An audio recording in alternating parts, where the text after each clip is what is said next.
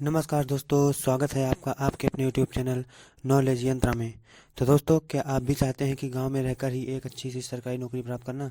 तो दोस्तों, आज हम आपके लिए लेकर आए हैं ग्राम पंचायत भर्ती 2026 की पूरी संपूर्ण डिटेल्स। और इस वीडियो को अंत तक जरूर देखिए और एक अच्छी सरकारी नौकरी को प्राप्त कीजिए। दोस्तों, बिना आपका टाइम वेस्ट किए हुए आइए बात करते हैं दोस्तों कि आखिर ग्राम पंचायत भर्ती 2026 क्या है। दोस्तों, जो ये नई सरकारी नौकरी की भर्ती आई है, तो ग्राम पंचायत भर्ती 2026 एक स्टेट गवर्नमेंट के रिक्रूटमेंट है जो पंचायती राज डिपार्टमेंट के अंडर आती है। इसका मेन एम गांव के लोकल एडमिनिस्ट्रेशन को स्ट्रांग बनाना है। दोस्तों, आगे बात करते हैं दूसरे पॉइंट के बारे में। ग्राम पंचायत भर्ती जो निकली है, इसमें जो दूसरा पॉइंट बताया गया है कि रिक्रूटमेंट का मेन पर्पज़ क्या है। दोस्तों, इस रिक्रूटमेंट का मेन ऑब्जेक्टिव है विलेज लेवल पर एम्प्लॉयमेंट जनरेट करना, पंचायत वर्क को फास्ट और ट्रांसपेरेंट बनाना, लोकल यूथ को गवर्नमेंट जॉब देना, जो गांव में रह रहे लोग हैं उनको गवर्नमेंट जॉब प्रदान करना।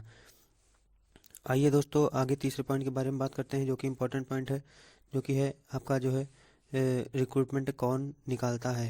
ये जो भर्ती निकली है, ये कौन सा डिपार्टमेंट इस भर्ती को निकालता है। दोस्तों, ये जो भर्ती निकली है, इस भर्ती को सेंट्रल गवर्नमेंट के अंतर्गत स्टेट गवर्नमेंट और सेंट्रल गवर्नमेंट दोनों नहीं निकालते हैं, बल्कि सेंट्रल गवर्नमेंट नहीं बल्कि स्टेट गवर्नमेंट अपने रूल्स के हिसाब से इस भर्ती को कंडक्ट करवाती है। आइए जानते हैं दोस्तों अगले पॉइंट के बारे में, जो कि है जॉब लोकेशन कहाँ होती है।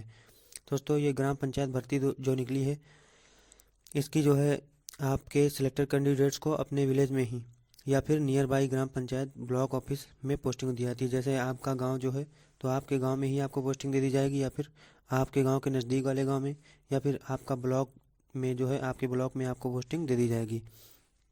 आगे बात करते हैं दोस्तों पाँचवें पॉइंट, जो कि है अवेलेबल पोस्ट। कौन कौन सी पोस्ट इसमें अवेलेबल हैं, कौन कौन सी पोस्ट इसमें आई हुई हैं, कौन सी भर्ती इसमें आई हुई है। तो दोस्तों, इस बारे में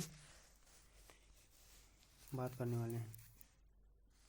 तो दोस्तों, इस रिक्रूटमेंट में जनरली कौन कौन सी पोस्ट होती हैं, तो आप देख सकते हैं इसमें मुख्य पोस्ट निम्नलिखित बताई गई हैं, जो कि हैं पहली पोस्ट जो कि है ये है आपकी पंचायत सेक्रेटरी की, दूसरी पोस्ट ग्राम पंचायत असिस्टेंट, तीसरी पोस्ट क्लर्क या फिर एलडीसी, चौथी पोस्ट डाटा एंट्री ऑपरेटर, और पांचवी पोस्ट अकाउंट असिस्टेंट, और अगली पोस्ट है रेवेन्यू स्टाफ की। ये इतनी पोस्ट इसमें बताई गई हैं। आइए दोस्तों, आगे बात करते हैं जो ग्राम पंचायत भर्ती 2026 निकली है, इसमें एजुकेशनल क्वालिफिकेशन के बारे में बात करते हैं कि आपकी इस फॉर्म को भरने के लिए शैक्षणिक योग्यता कितनी होनी चाहिए। दोस्तों, मोस्ट ऑफ द पोस्ट के लिए, अधिकतम पोस्ट के लिए आपकी जो है शैक्षणिक योग्यता, मिनिमम योग्यता 10th पास और या फिर 12th पास होना चाहिए। अगर आप 10th या फिर 12th पास कैंडिडेट हैं तो आप इस फॉर्म को भर सकते हैं। कुछ पोस्ट में ग्रेजुएट कैंडिडेट को भी प्रेफरेंस मिलती है। कुछ पोस्ट ऐसी हैं जिसमें ग्रेजुएट जो ग्रेजुएशन कर चुके हैं उनको इसमें वरीयता दी जाती है। आइए दोस्तों, अगले पॉइंट के बारे में बात करते हैं, जो कि है कंप्यूटर नॉलेज का रोल। क्या इसमें कंप्यूटर नॉलेज भी मांगा जा रहा है इस पोस्ट में? दोस्तों, आजकल पंचायत का पूरा काम ऑनलाइन मोड में होता है, इसलिए बेसिक कंप्यूटर नॉलेज आपके पास होनी चाहिए। जिसमें बेसिक कंप्यूटर में जो यहाँ बताया गया है, आपको MS word, excel, typing skill आपकी जो है थोड़ी अच्छी होनी चाहिए। आपके सिलेक्शन की चांसेस ये चीज़ें बढ़ा देती हैं। अगर आपको एमएस एक्सेल, एमएस वर्ड और टाइपिंग आपकी थोड़ी बहुत सही है, तो आपको इस जॉब मिलने का बहुत ही अधिकतम चांस हो जाता है। आइए दोस्तों, अगले पॉइंट के बारे में बात करते हैं, जो कि है एज लिमिट। आपकी कितनी एज लिमिट इसमें होनी चाहिए। तो दोस्तों, इस गवर्नमेंट जॉब जो पंचायती राज विभाग की तरफ से ये गवर्नमेंट जॉब निकली है, इस गवर्नमेंट जॉब को पाने के लिए आपकी मिनिमम एज 18 ईयर्स होनी चाहिए और मैक्सिमम एज आपकी जो है 40 से 45 साल होनी चाहिए। आपके स्टेज वाइज से आपको वरीयता दी जाएगी। जिस स्टेज से आप बिलोंग करेंगे, तो जैसे ऑफिशियल नोटिफिकेशन निकलने के बाद आपको वहाँ से बता दिया जाएगा। आइए दोस्तों, आगे बात करते हैं एज रिलैक्सेशन कि इसमें कौन से कैटेगरी वाले कैंडिडेट को कितना एज में छूट मिलती है।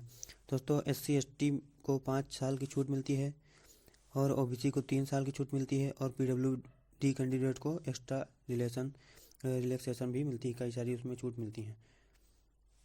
आइए दोस्तों, आगे बात करते हैं सिलेक्शन प्रोसेस के बारे में कि इस फॉर्म को भरने के लिए कौन एलिजिबल है, और इसकी जो है फॉर्म की भरने की प्रक्रिया और सिलेक्शन प्रोसेस क्या है, चयन प्रक्रिया।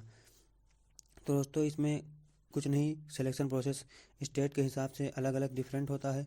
जैसे आप रिटन एग्ज़ाम, कुछ राज्यों में आपका रिटन एग्ज़ाम होता है, उसके बाद मेरिट लिस्ट आउट हो जाती है, फिर आपका जो है कंप्यूटर या फिर स्किल टेस्ट होता है, फिर डॉक्यूमेंट वेरिफिकेशन आपका होता है, उसके बाद आपको ये नौकरी दे दी जाती है।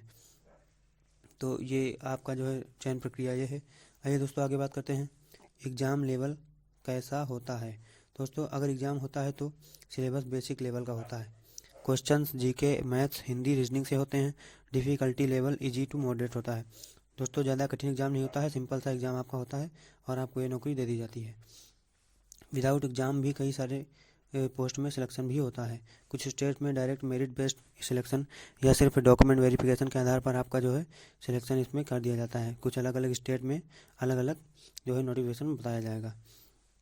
आगे दोस्तों बात करते हैं सैलरी स्ट्रक्चर के बारे में, कौन आपकी सैलरी कितनी रहने वाली है। दोस्तों आपकी इनिशियल सैलरी प्रारंभिक में आपकी 25,000 पर मंथ रहेगी। उसके बाद जैसे जैसे आपका जो है टाइम बढ़ेगा वैसे वैसे आपकी मैक्सिमम सैलरी 40,000, उसके बाद 45,000 आपकी मैक्सिमम सैलरी हो जाएगी। 45,000 तक आपकी सैलरी जा सकती है।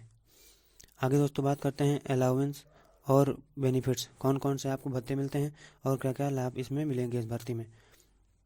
दोस्तों ऑफिशियल नोटिफिकेशन के अनुसार जो दोस्तों इसमें डीएनएस अलाउंस मिलता है, DA, जिसको हाउस रेंट अलाउंस कहते हैं, ये मिलता है। मेडिकल फैसिलिटी आपको मिलती है, पेंशन भी आपको इसमें मिलती है। दोस्तों कई सारी सुविधाएं हैं और बहुत ही सिक्योर जॉब, आपको आपकी लाइफ को सिक्योर करने वाली जॉब है ये दोस्तों। आगे दोस्तों बात करते हैं जॉब टाइप के बारे में।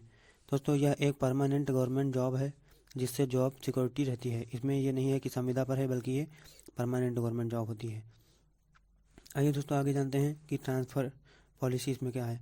दोस्तों इस जॉब में जैसे आप कहीं थोड़ी दूर जो है ट्रांसफ़र बहुत कम होता है, जैसे मोस्टली सेम एरिया या फिर लॉन्ग टर्म पोस्टिंग रहती है।